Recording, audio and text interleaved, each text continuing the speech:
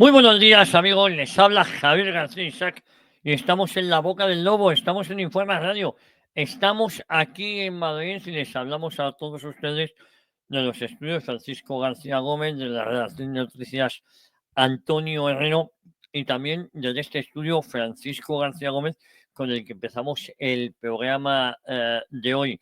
Bueno, estamos a jueves, pues a ver si el lunes 16, 17 fue lunes, 18, 19, 20. Estamos a 20, a 20 de marzo, 20 de marzo ya. Bueno, déjenme que lo compruebe porque no me lo he apuntado y tengo dudas de si estamos a 20 de marzo. Se lo juro yo a ustedes, ¿eh? Que tengo yo esas dudas. Sí, yo creo que sí, que no, no, no. Dudas disipadas porque estamos a 20 de marzo. Bueno, no queda nada. La semana que viene, saben que el próximo fin de semana, no estaré en Oviedo y en Covadonga. Y en Covadonga, menudas jornadas que nos esperan. Ya lo iremos anunciando aquí para que todo el que esté cerca de Oviedo se acerque a estas jornadas.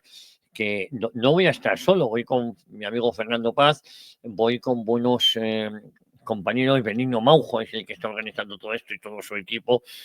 Bueno, ahí vamos a estar, bueno, va a estar hasta el general Chicharro, también va a estar ahí, mi amigo Luis Valiente.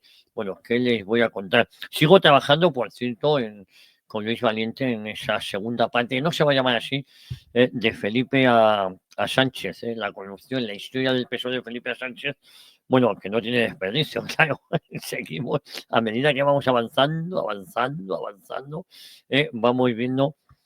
vamos viendo en manos de quienes estamos. Sigue resonando las manifestaciones del pasado domingo de un miserable como José María Aznar diciendo que está mucho más cercano a González que a Abascal. No, si no teníamos ninguna duda.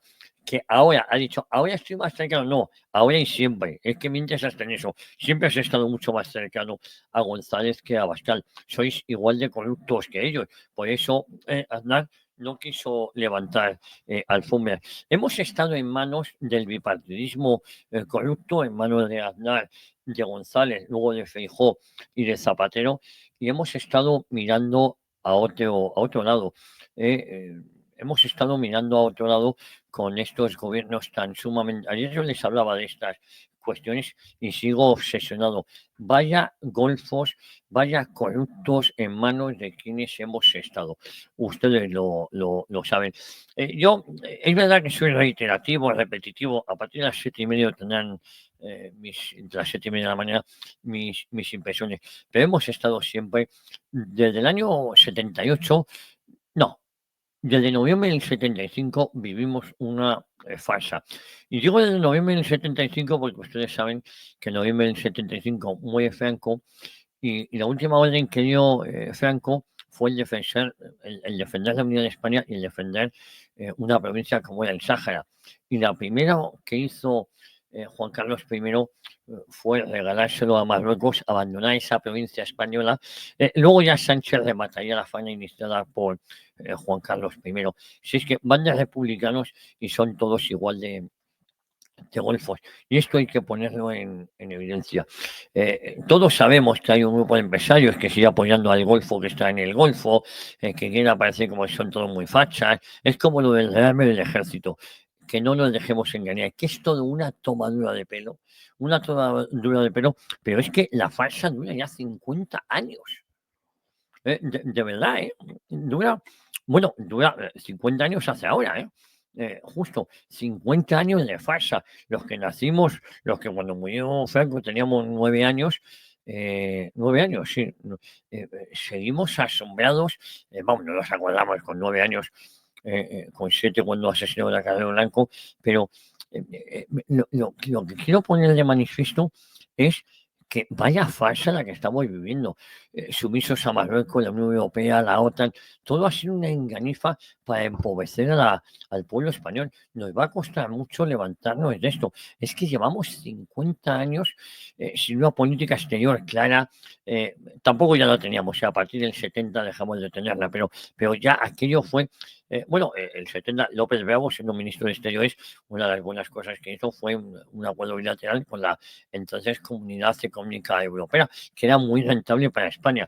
Pero luego eso había que traicionar y había que meternos en la Unión Europea, en la Comunidad Económica Europea en ese momento, y de qué manera.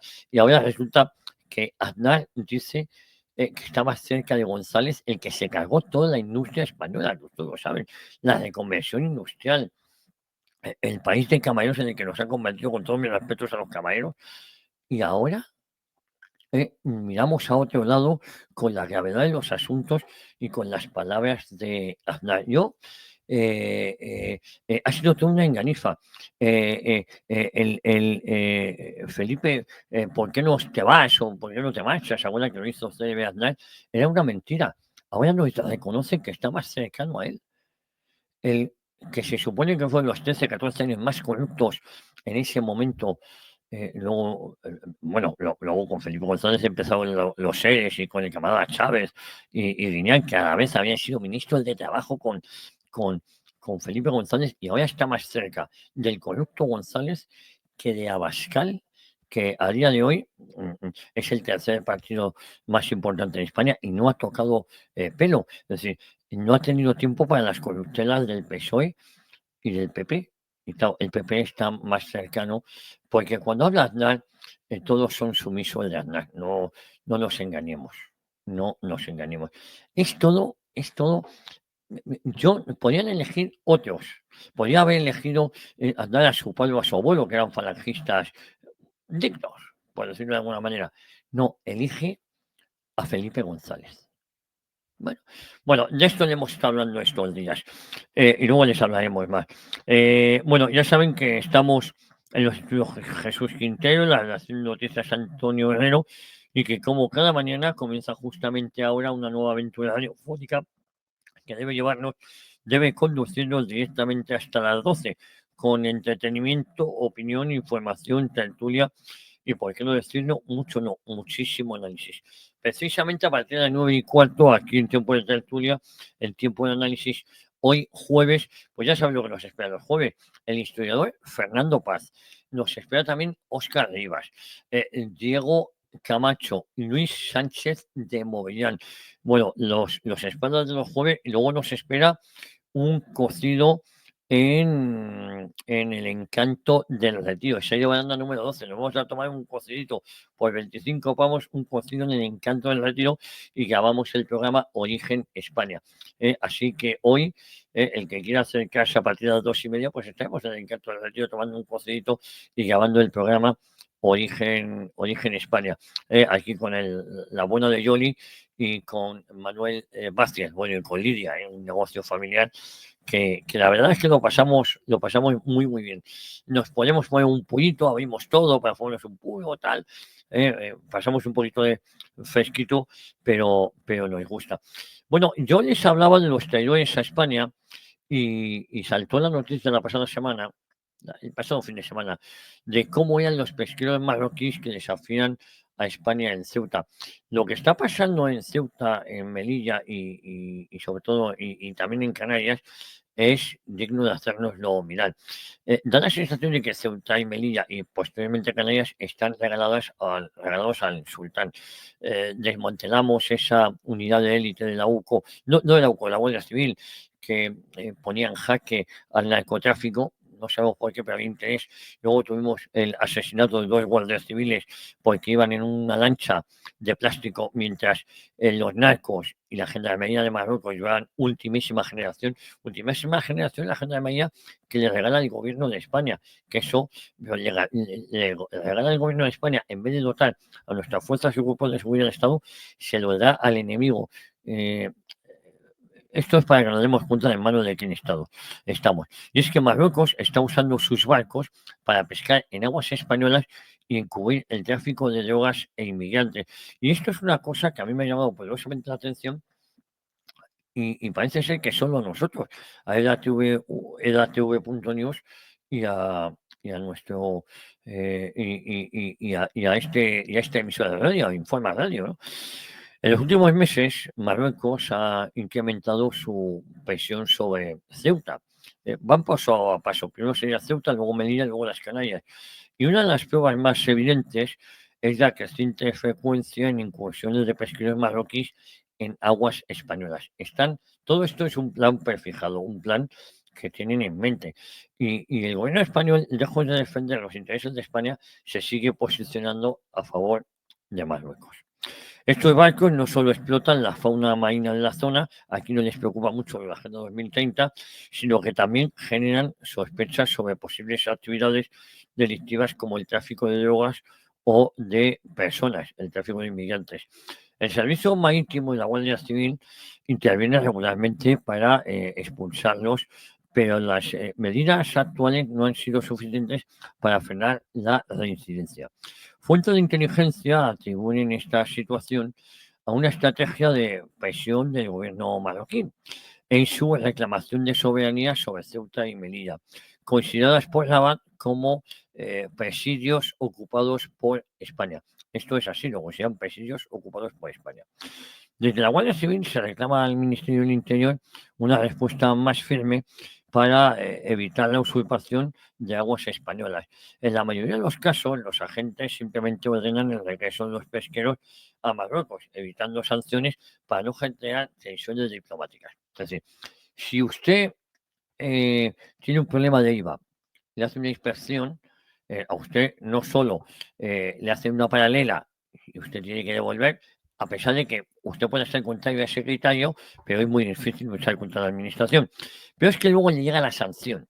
Bueno, pues resulta que la Guardia Civil Española, por orden de Marlaska o del Gobierno de España, en lugar de sancionar a estos delincuentes, les dice que se vayan a sus aguas territoriales y así de esta manera no son sancionados. ¿No le gustaría a usted que el Gobierno de España fuera también tan benigno para con ustedes? No.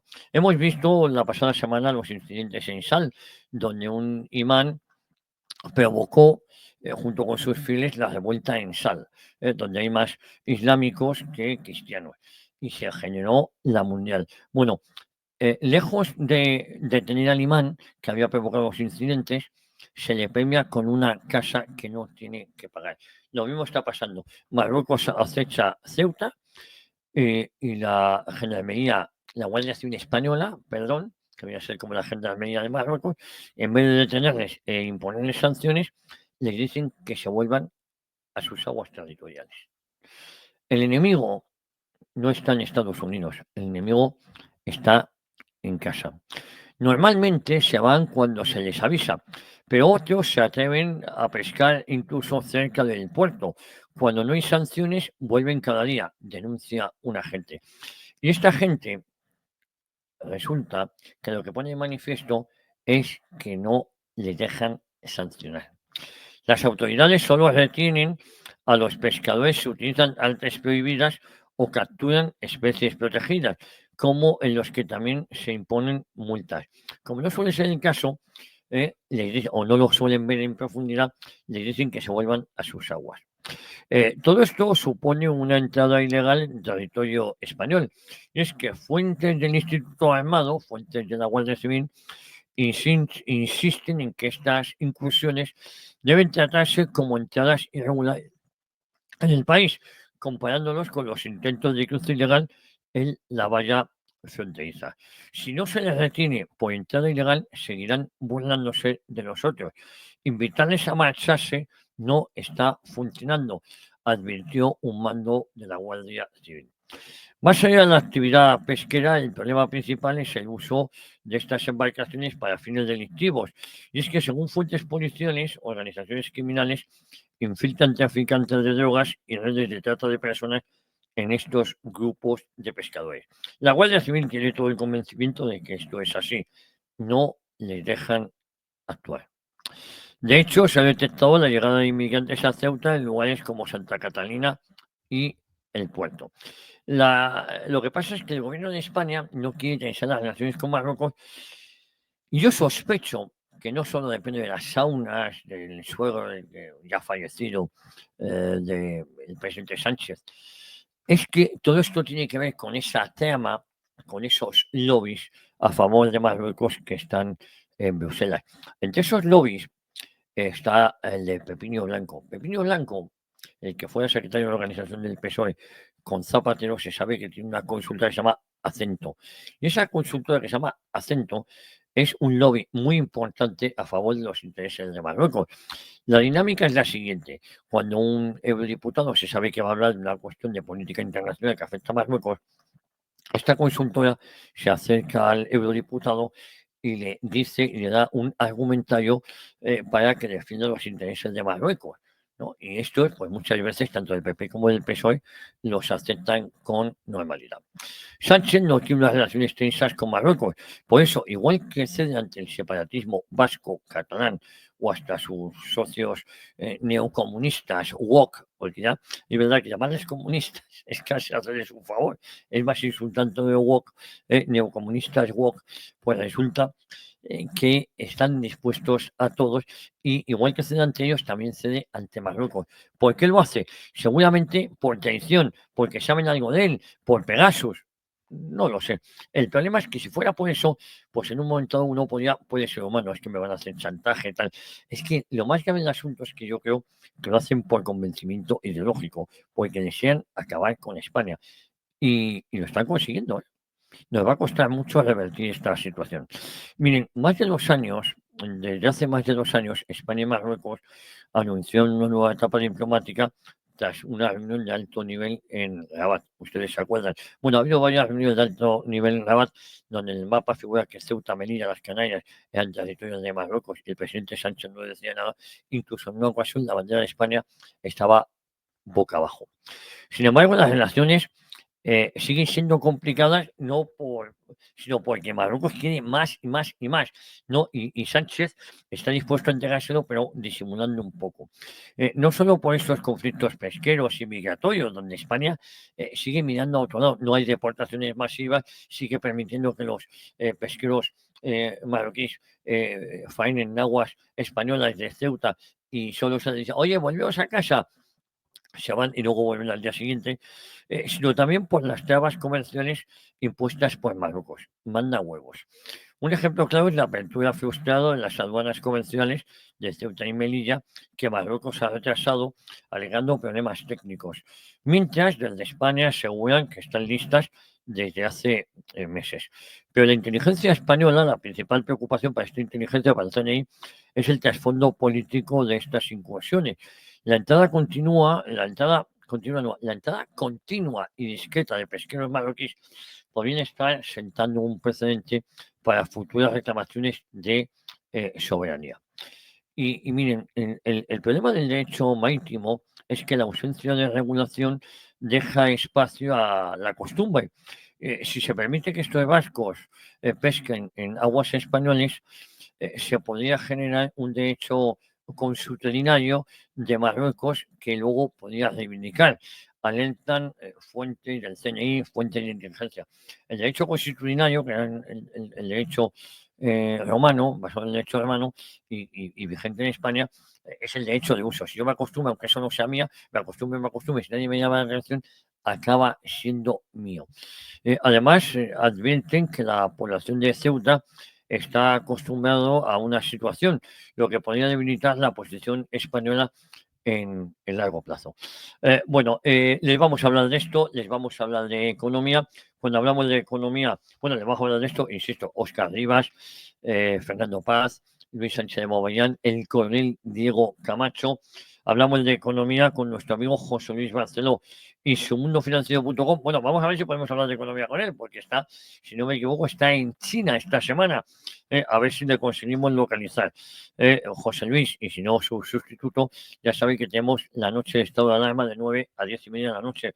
De deportes con el bueno de Esteban Pacios, que nunca falla, con el genuino Tate Barceló. Tenemos edatv.news, Rafa Escalona, gran tipo, Juan Pulido, gran tipo, Mark Anthony, gran tipo, Adaís Casares, Gonzalo Pinilla, bueno, todo el equipo capitaneado por Tate Barceló y como cada mañana, y con Vito también está ahí, aunque Vito no capitanea nada porque es muy confuso, Vito está al tema de los micrófonos, a que no le peguen. Y como cada mañana, de la mano de la singularísima Cristina Sol, nuestro informativo, nuestra caja de Pandora, sin olvidarnos que a los mandos, bueno, nuestro termómetro, 1 a 3 del mediodía, sin olvidarnos que a los mandos de la nave, la dirección técnica, la inimitable Cecilia Jara, la persona que hace posible que esto salga adelante. Cecilia Jara, con Eduardo Vital Jr., con David López, con todo el equipo técnico de esta casa. Y todos ellos hacen posible que esto llegue a sus terminales. Y como no, nuestra compañera, nuestra directora de producción, Mercedes Lebrán, las columnas jónicas de esta casa, otra de las personas que hace posible que todo esto salga adelante, junto con Carmen Domínguez. Vaya dúo, y no el dúo sacapunta, sino que es un dúo de lujo, de escándalo, el de Mercedes Lebrán y Carmen Domínguez. Y a partir de las 10:30 hoy iba a decir en estado de alarma, ¿no? Hoy en La Boca del Lobo tenemos Perspectiva Sindicalista a partir de las 10:30, y a las 11, Historia de una época. Yo creo que hoy toca la redifusión del último episodio que grabé con nuestro amigo Paco Vendala. Se nos ha hecho corto, 5 episodios, 5 horas hablando de Franco, se nos han hecho cortos. Lo que pasa es que Franco daba para mucho más, pero hemos visto que Sánchez ha pegado un frenazo en el tema de Franco. Qué lástima, con tal y como iban las cosas. Bueno, miren ustedes, no sé de qué hablarles hoy. Podríamos hablarles del imperio que tiene el socio de Víctor Galdama, y que ya sabemos publicado en la TV.news, pero ¿ustedes se acuerdan de un jefe de Laurico? Bueno, les voy a contar cómo amasó su fortuna el jefe de blanqueo de Laurico. Descubren en su despacho una máquina de envasar billetes tras hallar casi 20 millones de euros ocultos en un chalet. Cuando los agentes registraron en la oficina del inspector jefe de Óscar Sánchez, es que todo lo que toca el sanchismo está podrido, de la Jefatura Superior de la Policía de Madrid, no podían creer lo que habían encontrado. En su despacho había casi 900.000 euros en billetes de distintas denominaciones. Este hallazgo se produjo el 7 de noviembre del pasado año, un día después de que se descubrieran casi 20 millones ocultos en su chalet de Villalvilla, una pequeña localidad muy bonita, un campo de golf, si no me equivoco, en Robledal. No sé si lo cambió luego el nombre, pero un campo bonito, ahí en Villalvilla, cerca de Calavenares. Su papel como jefe de blanqueo del Único de Madrid desde el 2020, ya saben, si Sánchez ya estaba gobernando, quedó en entredicho. La cantidad de dinero hallada en la investigación previas revelaron la dimensión de la trama de corrupción en la que él está involucrado. Las pesquisas revelaron que el inspector jefe recibía pagos de una red criminal vinculada al narcotráfico. Según las investigaciones, el dinero era llevado al bufete de abogados Mario Pestaña, que, según nos dicen, es clave en esta trama de blanqueo. A este abogado se le considera el cerebro de la operación que facilitaba la introducción de dinero ilegal en el sistema financiero. La operativa era dirigida por Ignacio Torán, confidente y socio del inspector, junto con Almudena Sánchez, quien trabajaba en el holding Pumba Gestión SL. Esta empresa instrumental estaba administrada por Yolanda Ruiz, cuñada del inspector jefe.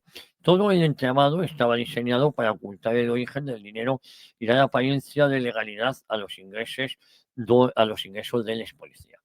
En los últimos meses, Ignacio Torán y Almudena Sánchez realizaron varias entregas de dinero en efectivo en el despacho de Mario Pestaña.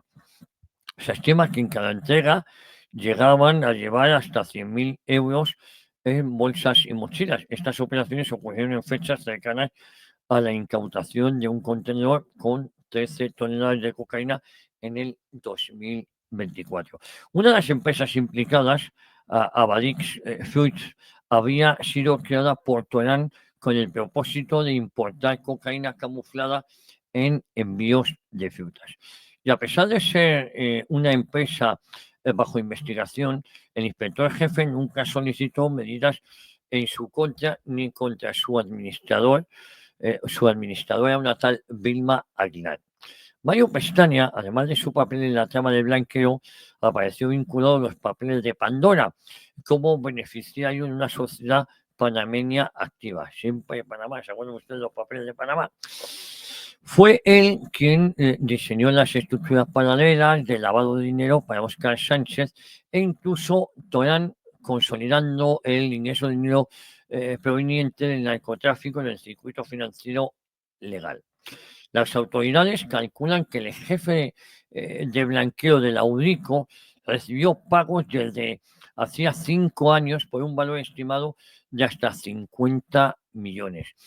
En un principio las cifras hablaban de 1,7 millones, pero las investigaciones han revelado una cantidad muchísimo, muchísimo mayor.